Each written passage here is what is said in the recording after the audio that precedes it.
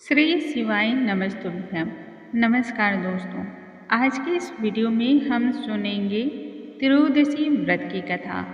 वैशाख माह के कृष्ण पक्ष में पड़ने वाली त्रयोदशी इस बार रविवार को हो रही है। रविवार को होने वाले प्रदोष व्रत को रवि प्रदोष व्रत के नाम से जाना जाता है। इस व्रत में महादेव की आराधना की जाती है, भगवान शिव की पूजा की जाती है और यह व्रत अत्यंत ही पुण्यकारी होता है। संपूर्ण मनोरथों को पूर्ण करने वाला यह व्रत होता है।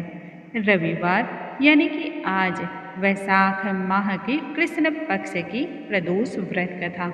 रवि प्रदोष व्रत को करने से कई प्रकार की कामनाएं पूर्ण होती हैं, लेकिन संपूर्ण लाभ की प्राप्ति के लिए प्रदोष व्रत की कथा का श्रवण करना या पठन करना और भी ज़्यादा उत्तम और शुभ फलों को देने वाला होता है। हमारे सनातन धर्मों में ऐसा वर्णन मिलता है कि प्राचीन काल में माँ पार्वती, माँ लक्ष्मी सहित अन्य कई देवियों ने भी प्रदोष के व्रत का पालन किया था। इस व्रत के ही प्रभाव से धन धान्य, सुख, संपत्ति, सफलता, संपन्नता और समृद्धि की प्राप्ति होती है। रवि प्रदोष व्रत के दिन भगवान शिव के साथ ही सूर्य देव की भी आराधना की जाती है। इस दिन किए गए सभी कार्य व्रत को पूर्णता दिलाते हैं और सफलता दिलाते हैं। आइए रवि प्रदोष व्रत की कथा का हम श्रवण करते हैं। प्राचीन काल की बात है, एक गरीब पुजारी था। बीमारी और तंगी से बदहाल था। इसी कारण उस पुजारी की मृत्यु हो जाती है।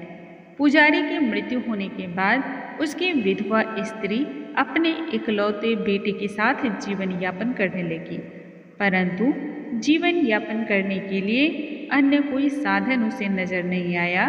तब उसने भिक्षा को ही अपना साधन माना। भीख मांग करके अपने जीवन को गुजारने लगी। एक दिन उस विधवा स्त्री की मुलाकात विदर्भ देश के एक राजकुमार से हो गई। वह राजकुमार अपने पिता की मृत्यु के बाद निराश होकर के इधर उधर भटक रहा था। उस पुजारी की विधवा पत्नी ने जब राजकुमार को इस हाल में देखा, तब उसे राजकुमार पर अत्यधिक दया हो आई। अपने साथ उसे अपने ही घर ले आई और पुत्र की भांति उसे अपने साथ रख लिया। उसका भी उसी प्रकार से पालन पोषण करने लगी।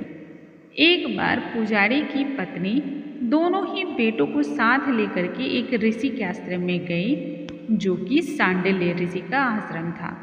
वहां बैठ करके उन्होंने प्रदोष व्रत की कथा सुनी और घर आकर के उसने भी प्रण किया कि वह भी प्रदोष का व्रत करेंगी और फिर उसने प्रदोष का व्रत करना आरंभ कर दिया। इसी प्रकार से कुछ समय बीत गए। कुछ समय के पश्चात पुजारी की पत्नी के दोनों बालक जंगल में घूम रहे थे। पुजारी का पुत्र घर लौट आया, लेकिन वह राजकुमार जंगल में ही एक गंधर्व कन्या से मिला और उसी के साथ अपने समय को व्यतीत करने लगा। उस गंधर्व कन्या का नाम अंशुमति था। फिर अगले दिन भी राजकुमार उसी स्थान पर जा पहुंचा। वहां पर अंशुमति के माता पिता ने उस राजकुमार को पहचान लिया। अंशुमति के माता पिता ने राजकुमार के समक्ष अपनी पुत्री का विवाह रचाने की इच्छा प्रकट की, जिसे राजकुमार ने स्वीकार कर लिया और इस प्रकार से ही उन दोनों का विवाह हो गया। आगे चल करके राजकुमार ने गंधर्वों की विशाल सेना के साथ विदर्भ देश पर आक्रमण कर दिया। फिर क्या था, उसने युद्ध में विजय को हासिल कर ली। युद्ध जीतने के बाद राजकुमार ने पूरे विदर्भ देश को फिर से अपना बना लिया और वहां का राजा बन बैठा। उसने पुजारी की पत्नी और उसके बेटे को भी राजमहल में रहने के लिए वहीं पर बुलवा लिया। अंशुमति ने राजकुमार से जब उसकी इस सफलता का राज पूछा, तब राजकुमार ने अंशुमति से कहते हुए बतलाया कि उसे प्रदोष व्रत के बारे में जानना चाहिए और फिर प्रदोष व्रत के बारे में अपनी पत्नी अंशुमति को संपूर्ण जानकारी दी। अंशुमति ने भी फिर आगे चल करके प्रदोष के व्रत का पालन करना शुरू कर दिया। इस प्रकार इस व्रत को करने से लोगों के जीवन में सिर्फ और सिर्फ सुखद घटनाएं ही घटती हैं, सुखद बदलाव आते हैं। जीवन से विपत्ति, समस्या और पीड़ा समाप्त होती है। प्रदोष व्रत को करने से भगवान शिव और माँ पार्वती का आशीर्वाद प्राप्त होता है। जीवन के संपूर्ण कष्ट दूर होते हैं। हर कार्य में मनुष्य को सफलता प्राप्त होती है। प्रदोष व्रत के दिन भगवान शिव की आराधना करनी चाहिए और उनके प्रति समर्पित भाव रखना चाहिए। ना किसी का किसी भी प्रकार से हृदय दुखी करना चाहिए, ना ही कटु वचन करनी चाहिए।